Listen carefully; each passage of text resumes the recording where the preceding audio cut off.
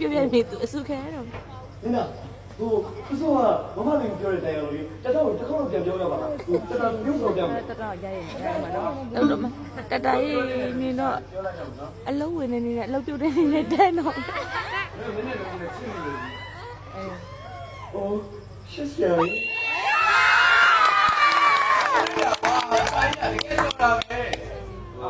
မင်းသားလေတတဘက်ကဒါမိုင်နာပဲရှိသေးတယ်နော် ငါတာညောင်းပါပါလားကိုနေရမှာကိုနေလို့ပြောတာဟုတ်ဒီတစ်ခါလေပထမဆုံးအနေနဲ့နောက်ဆုံးပြင်ဖြစ်ပါလေ ဒီကလေဒီကလေ တိုင်းရလောက်ကြတယ်ကားကြောက်လိုက်အောင်အေးနေအောင်လေ တော်တော်လုံးဝလေးစိတ်ဆိုးသွားကြတယ် အေးစိတ်ဆိုးသွားရင်ပြန်ပြောရမှာပေါ့ဒီကျင်းကမေးလေးက तू ကဒါဖြစ်နေတဲ့ချိန်ဆိုတော့မဝင်လေဟန့်နေတာနေမှာပေါ့ ဘာတော့ဖြစ်တာလဲ ဒီ